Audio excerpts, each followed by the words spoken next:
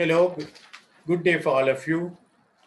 I'm Kumar from Learn with Kumar, and this is a little video which I've done on the latest CIMA case study, November 2020, on Knowledge City Technology Park, the industry analysis. As we have been always told in the CIMA examiner's report, we don't need to overdo the industry analysis because if we go to the pre-scene and few of the things, it should be all right. So I basically have thought from the case study point of view, from KCTP's point of view, to look at the industry and sort of to drive your attention towards what are the possible areas that you might want to study, you might want to think about. So this is my purpose, and I'm Kumar. I offer tuition online. Later on, I'll talk about it. But let's go straight away for the industry analysis of KCTP or knowledge-based industry. So this is an industry what we call STP, Science and Technology Park. Sometimes it's called University Research Park, Technology Park. Various names are given. But the idea is it's a property-based development that accommodates and fosters the growth of tenant firms. And generally it is affiliated with university. We can see as far as our case study is concerned, we are not particularly affiliated to any university, even though the company was founded by a university and they still hold 20% holding, but they don't seem to be actively participating in the affairs of the company in terms of management, because they, to look after their interests, they do have a non-executive director. So I discussed about that one in my pre-scene analysis, and I will not talk about it here. So purpose is the knowledge can be shared. We are living in a knowledge economy. Every one of us need knowledge, and we need innovations. We need new products, new services, disruptive technologies. And for all to do all that, the idea of KCTP is to provide tenants the facilities and the right infrastructure. So you as the senior manager finance in KCTP, from a strategic point of view, should be looking at all the time what these tenants want, because that way only you can see how you can create value or add value to the company. So industry began somewhere in 1950s with the first University Research Park, Stanford, and now it's about 70-year-old industry. And our company itself, I think it was formed up somewhere in 1986, and it was listed in 1999, fairly old company in that sense. But most of the knowledge park development, STP development happened in the last 10 to 15 years, I would say.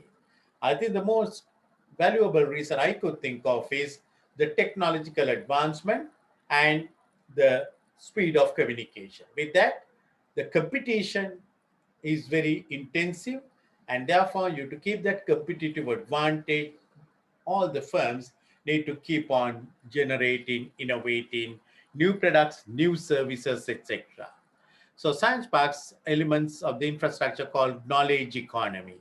Basically, they are locations to provide innovation and development. That's the idea. So technological parks generally provide, or the science parks provide, number of resources, incubators for new businesses. Mostly these are used by startups, programs and collaboration activities, power supply, telecommunication hubs, reception, etc., etc., even bank offices, etc. So you have to look at your pre-scene and see what are the facilities we are providing and what more can we provide to get that competitive advantage. Because we are getting something like $479 million revenue in a country called Adviland. There are about 27 STPs in this country. We are number one. And then the number two is also somewhere very closer to our figures. They are also in that range, 412 million or 417 million, the SciPark, the second competitor. So we need to look at how we can jump over or get a competitive advantage. How do we get the competitive advantage? We have to look at from the tenant's point of view. What do they want? What are we providing? What's the gap? This is your strategic case study, and this is your role.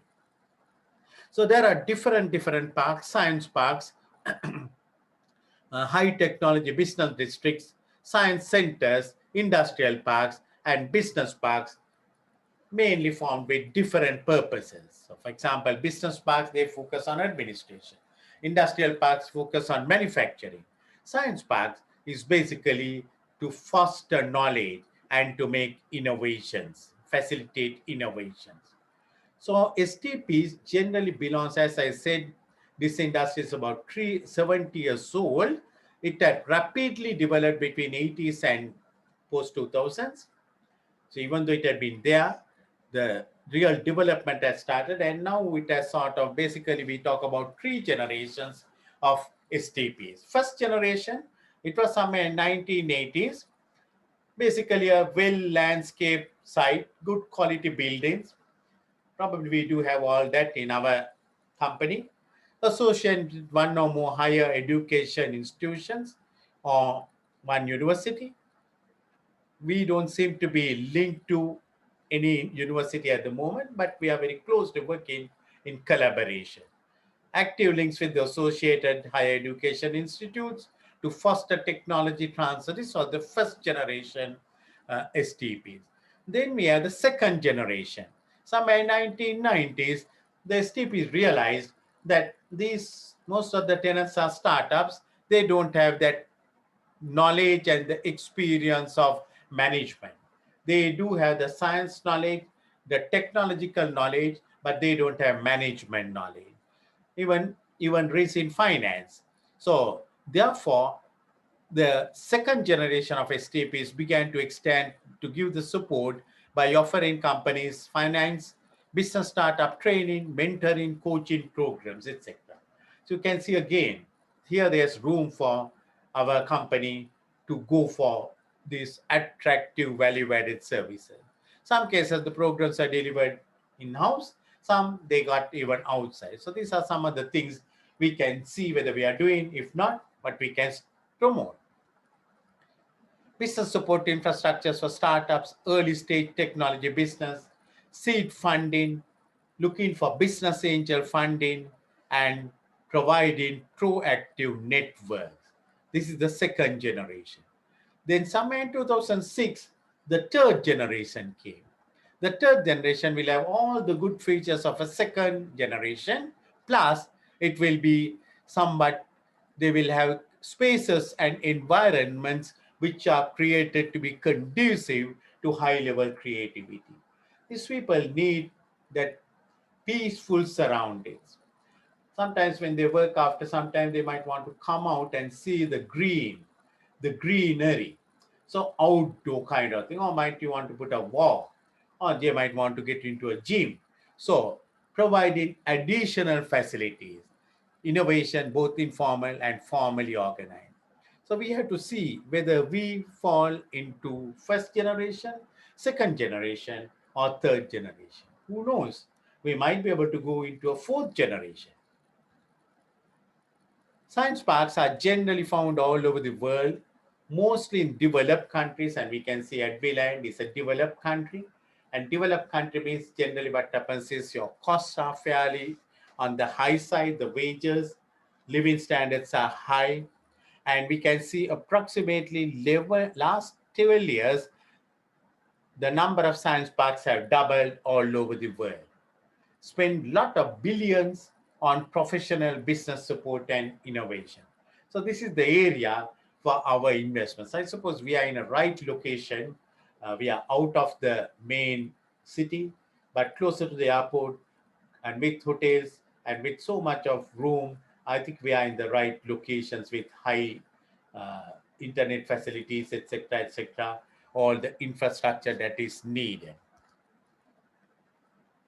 We can see evidence of most of these STPs are funded by the governments, because ultimately it helps the government economy, because all the research projects, what they do, will create new products, employment, and innovation. So more taxes to the government. So it's a project that is going to support the government, and that's why most of the governments have funded. We don't seem to be having any government funding in Adviland, except for the 20% of the university equity what is there. We seem to be almost totally private sector funding. But we can see there can be room for government intervention or lobbying for government funds, particularly during this with this COVID-19. It may be an opportunity for us to work on good private public partnership. Maybe we want to go for expansion, and maybe we need more land. And in that case, we can probably ask the government, because most of the governments have their state-owned lands. We can ask them to provide some lands for us to expand in. Because by we doing, true enough, we are making profits, but you will realize the profits are very marginal in terms of return on capital employed, just about 4%, return on equity, just about 2% in our company. Even our competitor is almost in the same figures. But you can see the governments are going to benefit a lot out of these projects.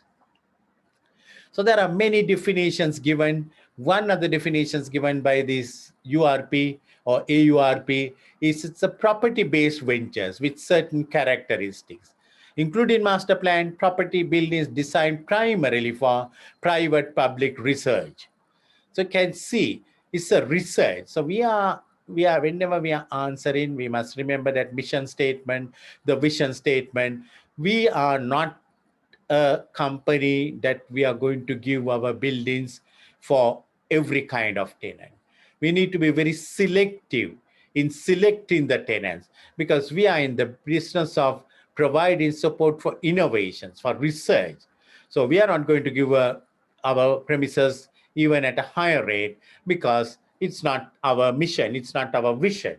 So we need to be mindful of all that, because when you are looking from a strategic point of view, we need to go in that strategic mission path. We can't deviate just because we see something on our way. So another definition that is given is an organization managed by specialized professionals. So this is very important, that we have right people at the top, good corporate governance, people who knows about this science technology path. This is not like manufacturing. This is a different kind of a business. So we need to be looking from that angle and see whether we are getting the right kind of uh, professionals who manage it. When I looked at the company, I did not see that much of a critical thing, but I could find, except I found that audit committee, they should have a person with relevant financial experience and knowledge. In KCTP, they don't seem to be having that kind of a person. And probably I thought direct operations is fairly overloaded, and marketing is also coming under him. I think the future of KCTP is in marketing. They have to find more tenants, and they need to add some value to the products and get their revenues up, because their cost may not go up proportionately, because almost their infrastructure will be somewhat fixed already. 50% is the profit margin, if I remember right. In the thing, you need to work out some of those figures. And so this is very important, specialized professional staff. We have 970 people, but the top management is so important. So why tenants chooses technology parks? Very important. Why they decide is they want to do something to boost the economy of the country at Village. So they are investing, they are doing products which will create employment, which will bring new products to the market. So that is going to give a boost to the economy. So we have to look at from that angle. For example, Singapore has invested more than 7 billion in some one technology park. So this is your room, this is your opening window to see government support and concession. As a senior manager in strategic development, advising on strategic matters, you have to be always out of box. You have to think differently. You have to look at what can I do it? How can I contribute?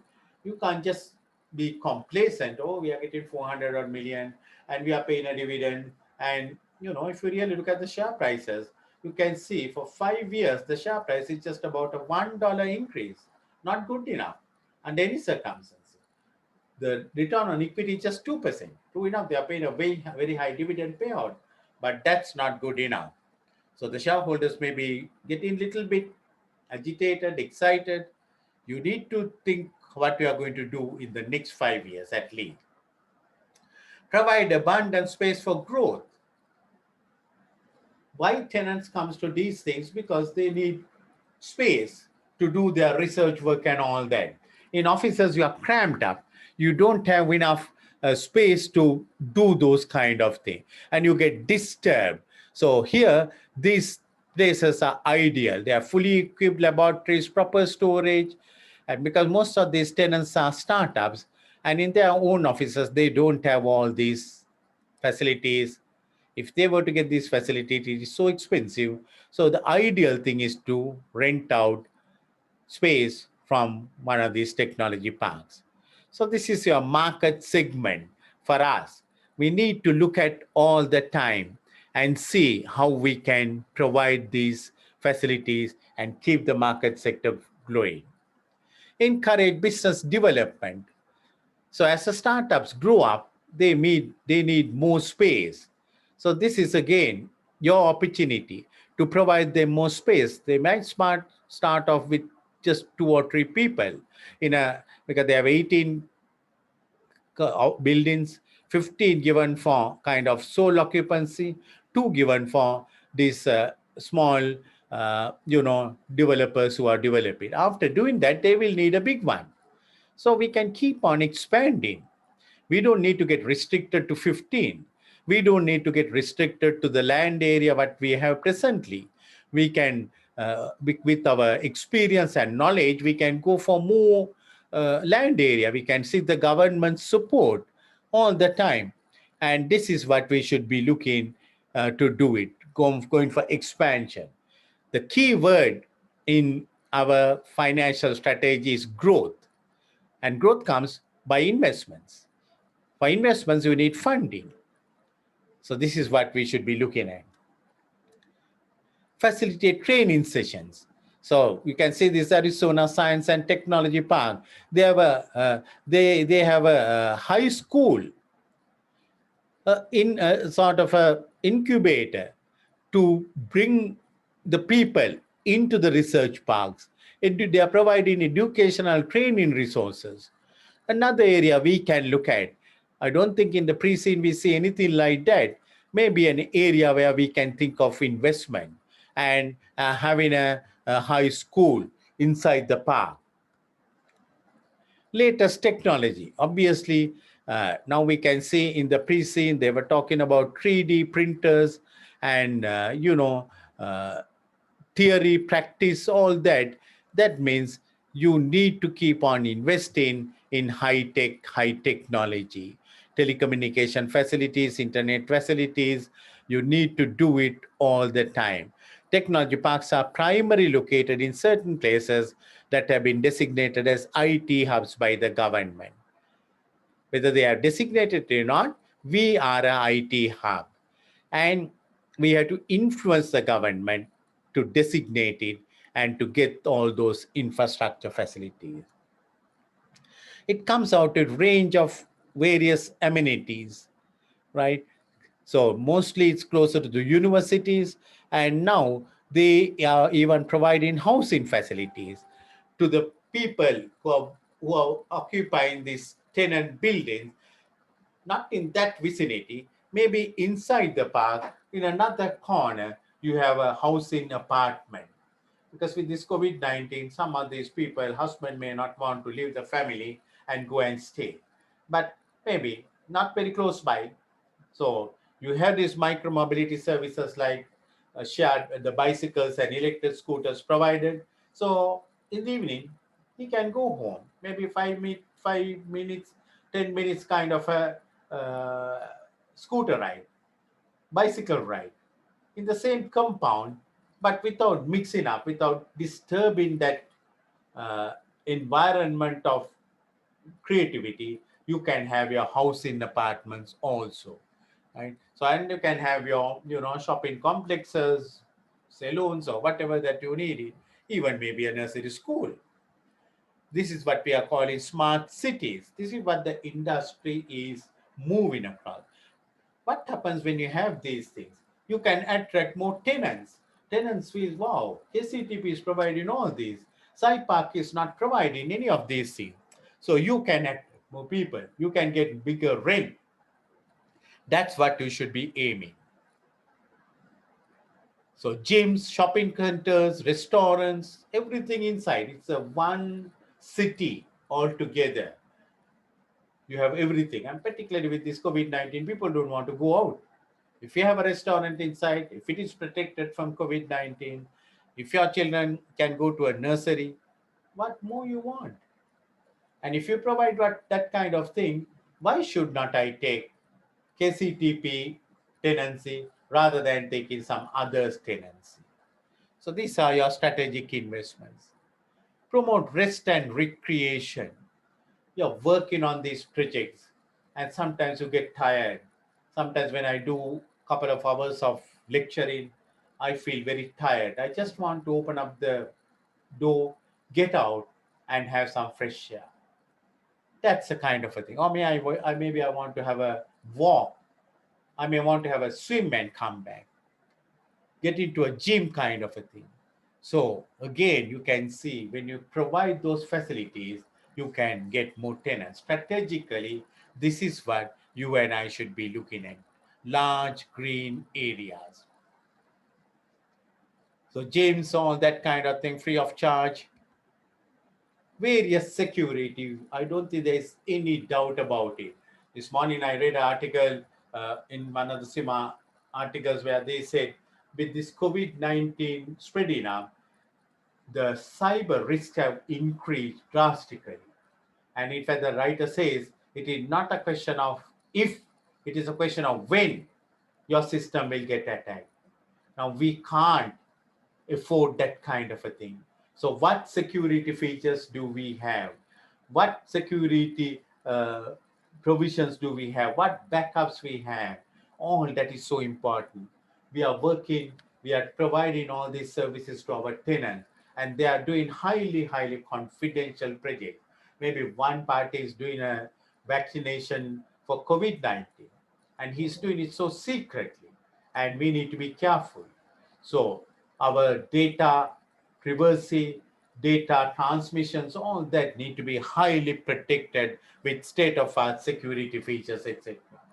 You as the senior finance manager or senior manager finance in the finance section, when your approach for these kind of investments, never say no. Unless it is a crazy thing, never say no.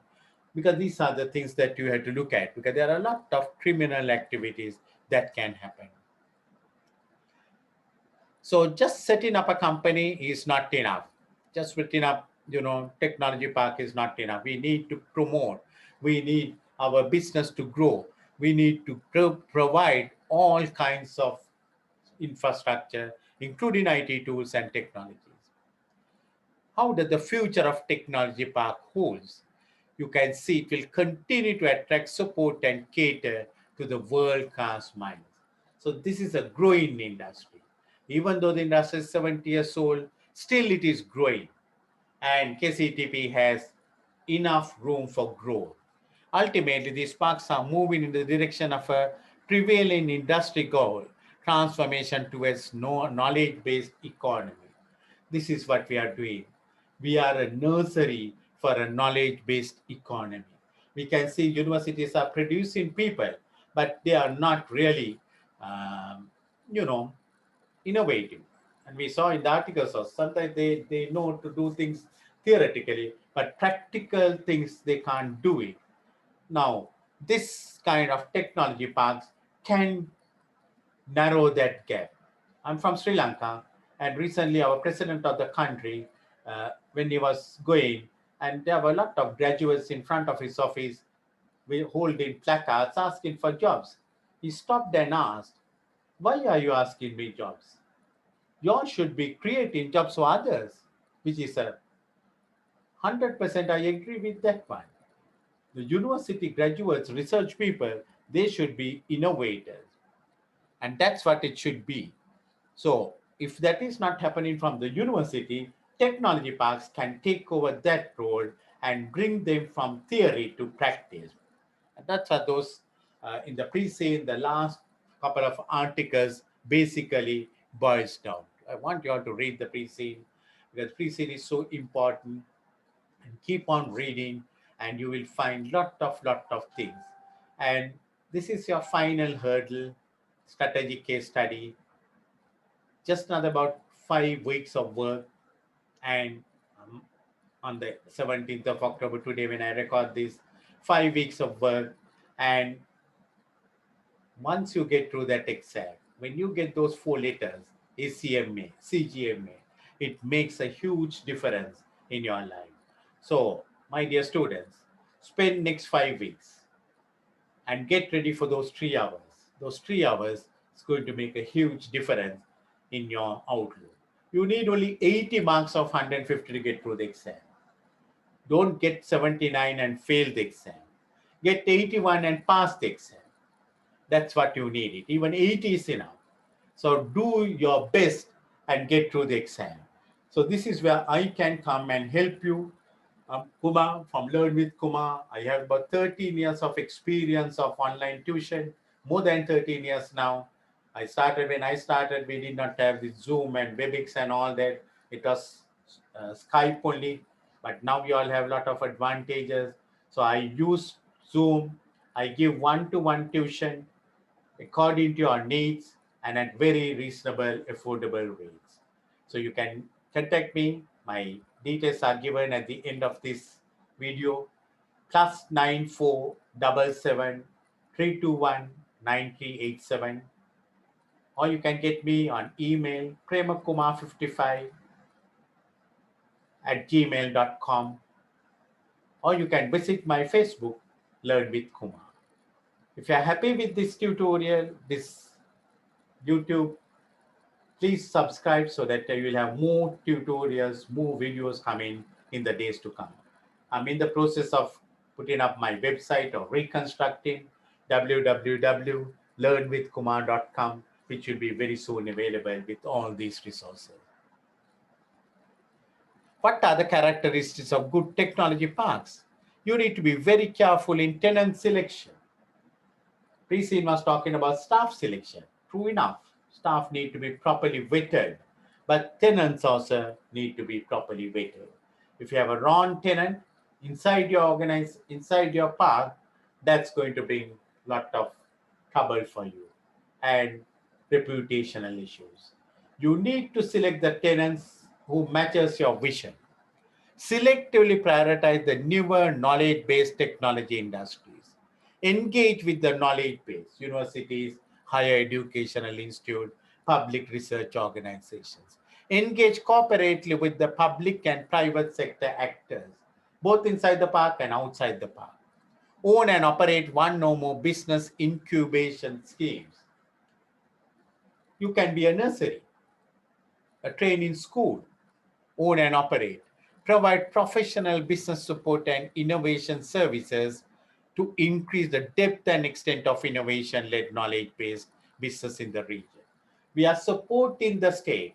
We are a incubator for knowledge economy, and that's why we must always work in collaboration with the government and local authority. So what's the 21st century model for technology parks?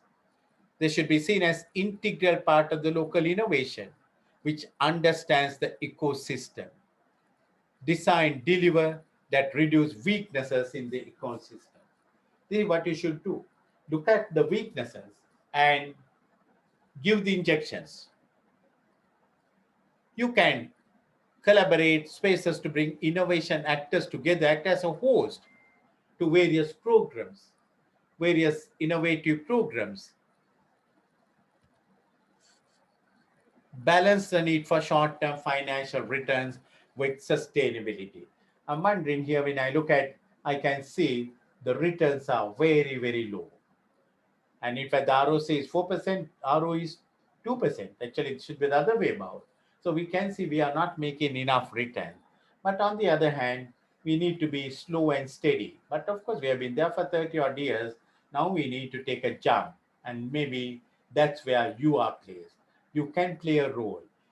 Their gearing is very low. There's room for them to get more money and go for expansion.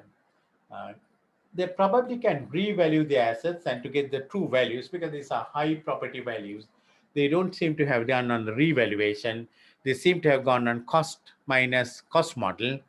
They can go for revaluation, but then of course what happens is your ROC can come down further, but it will probably reflect the true value of the company in terms of assets, which may not be shown just now with the cost model. Engage with the private sector to secure capital. So you have to look at for capital and see. Maybe sometimes I wonder, our tenants sometimes could be providing some capital for us. But then, of course, we have a problem. Some of these tenants are startups. They may not have enough capital. They must be looking for capital, venture capital. And that's where you can assist them. Because in our pre-scene, we have a business and administration unit under Director of Finance. I'm sure you must be playing a big role in that one. We can provide those support. And for the very first time, after some time, I've seen a strategic case study. The finance division or part of the finance division can be a profit center. Because we are providing consultancy services, tax, etc. We can be a profit center.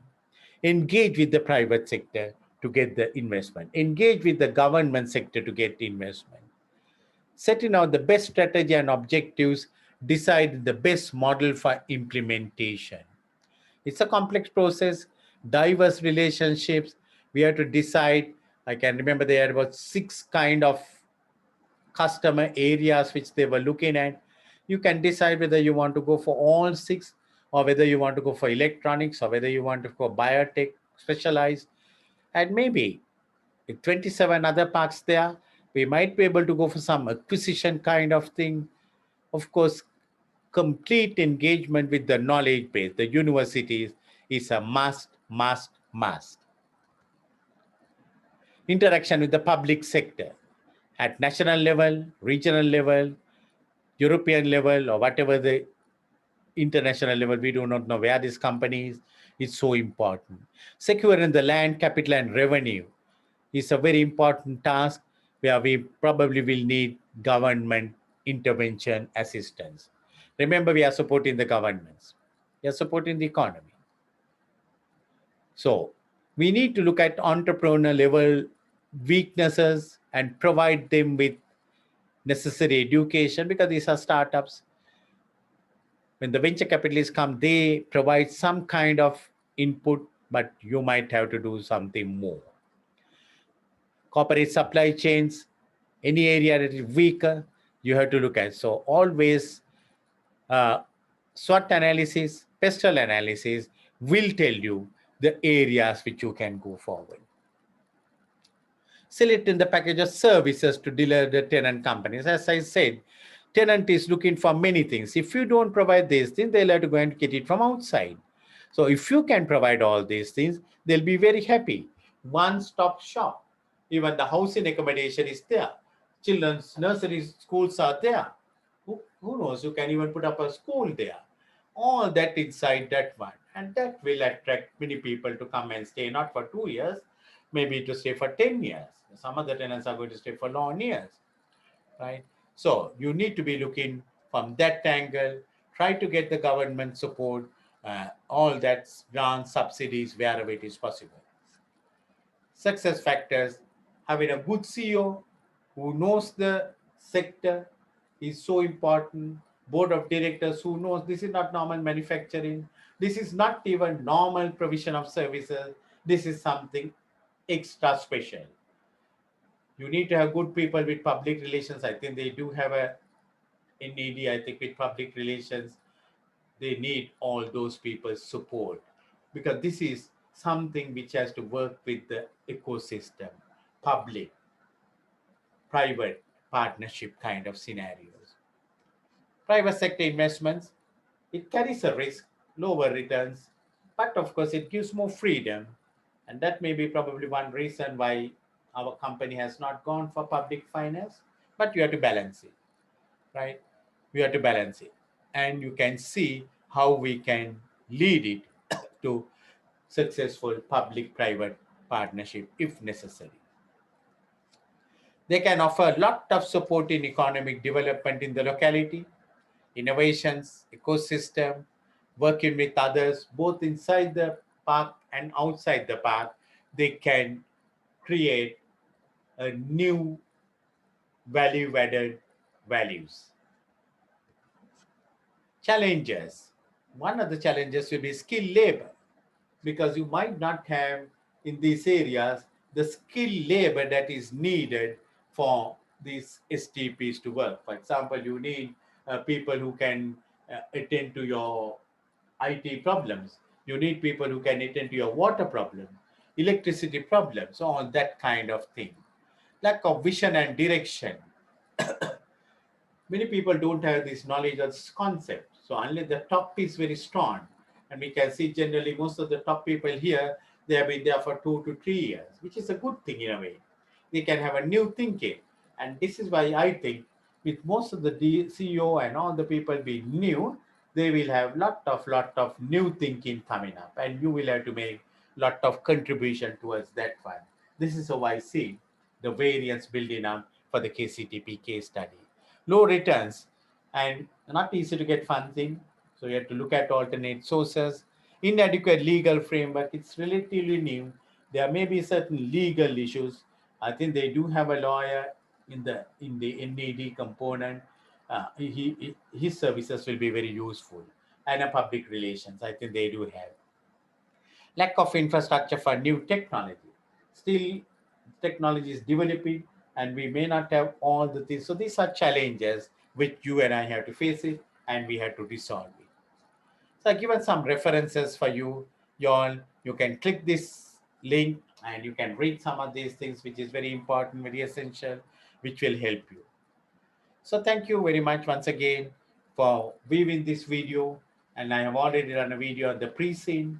And in few days time, I might have few videos on various issues like funding and risks and all that kind of thing. Whenever I do, I'll try to share some of those things. So subscribe to my channel, Learn with Kumar, in the YouTube, so that you will get notifications whenever I put up something. And you can see my email, premakumar55@gmail.com. If you want to WhatsApp and get any kind of assistance, +9477 321 9387. Send me a question. I'll try to answer wherever. I provide online tuition, very affordable rates. If you want to know more details, write me an email and I will provide you details. You can join me. It's one-to-one. It's custom-made, tailor-made for you only. So I don't have a group lesson. I have only one per session. So that way I can help you in next 5 to 6 weeks to get through this exam, which is your final exam, and that's going to make a huge difference in your career. So I wish every one of you the very best. I ask you to read the CIMA blueprint, pre-scene, and do mocks provided by any operator. It doesn't matter, but start writing. Writing is so important because you have to write for 3 hours, 60 minutes sections, 3 sections, at least 35 minutes in each section you are writing. Because I generally recommend 20 minutes for answer planning, 5 minutes for sort of finishing, 35 minutes you should be writing, 700 words. So 35 into 3, 105 minutes out of 180 minutes you'll be writing. So start practicing writing. Last time when the results came, I saw a lot of my students, they have succeeded. But they were the people who really wrote those mocks. Doesn't matter, any provider's mocks, do it. Don't do too much of past papers. It's all right reading, but don't start writing past papers. It's a waste of time because the questions what you're going to get will never be the same questions. So just try to get an idea, but don't write too much of past papers. But on the new case study, KCTP, try and find out any material any provider. All are good, and do some mocks and keep the pace up all the time. So once again, thank you every one of you for viewing this video, and God bless everyone. And I wish luck for everyone to get through this final hurdle of CIMA.